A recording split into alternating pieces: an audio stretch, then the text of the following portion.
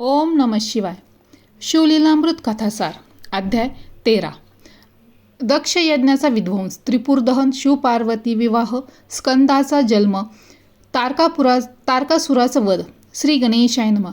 दक्ष यज्ञाचा विध्वंस. सूत सांगतात, प्रजापती दक्षाने आयोजित केलेल्या यज्ञात सतीचा भयंकर अपमान दक्षाने केला. तो सहन न होत देवी सतीने अग्निसमर्पण केले.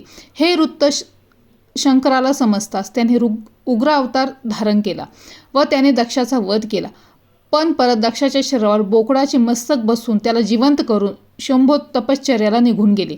दाक्षायज्ञी जी सती या नावाने ओळखली जाते, तिने हिमालय पर्वतराजाची कन्या म्हणून पुन्हा जन्म घेतला. ती अत्यंत शिवभक्त होती. तिने मनाने शंकराला पती म्हणून वरले होते. तारकासूर, तायकाक्ष, विद्युन्माली हे तिघे शिवभक्त होते. त्यांना अनेक वर प्राप्त होते म्हणून ते उन्मत्त झाले होते. शंकराने पाशुपत्य अस्त्राचा पराभव करून तारकासुराच्या पुत्रांचा नाश केला. ते ऐकून तारकासूर खवळला.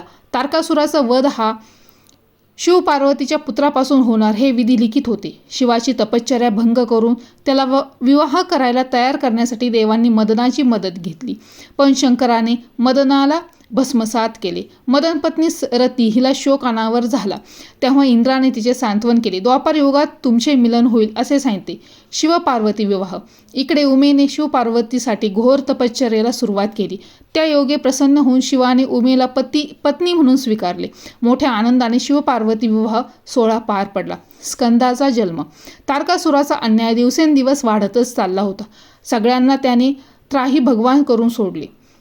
शिवपार्वती एकांतात असता अतिथी म्हणून आलेल्या अग्नीला पार्वतीने शिवतेज भिक्षा म्हणून दिले.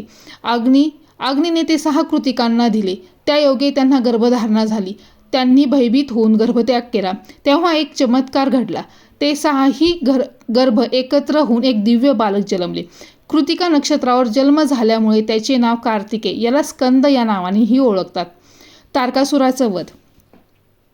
तारकासूर आणि देव यांच्यामध्ये युद्ध सुरू झाले. देवांनी स्कंदाला सेनापती पद दिले. तारकासूर आणि स्कंद यांच्यात मोठे युद्ध होऊन अखेर स्कंदाने तारकासुराचा वध केला. सर्वांना आनंद झाला. पार्वतीने स्कंदाला विवाह करण्याचा आग्रह केला पण त्याने तो नाकारला. सुतांनी स्कंद पुराणातील ही कथा सर्वांना सांगितली. तिचे श्रवण केल्याने सर्व दुःख दूर होतात. श्री साम सदा शिवार्पणमस्तु. ओम नमः शिवाय. अध्याय 14. पार्वतीचा भिल्लीन वेश व श्रीयाळ चांगुण्याची सत्व परीक्षा. श्री गणेशाय नमः.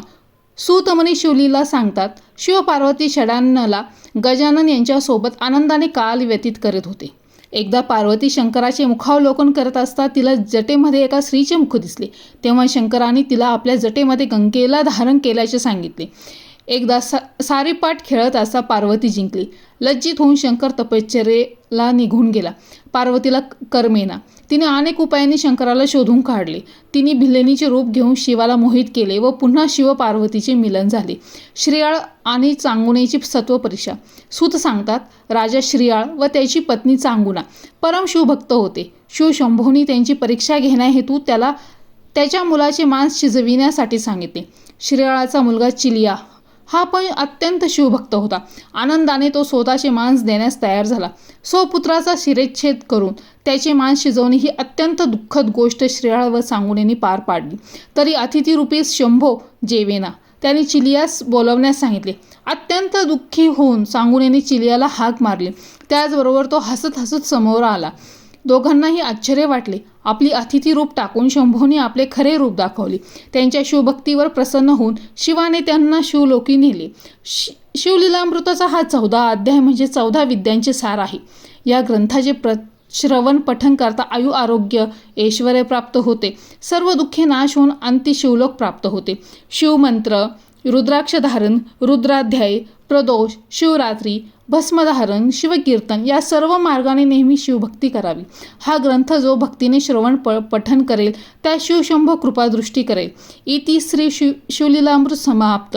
श्री साम सदा शिवार्पणमस्तु. ओम नमः शिवाय.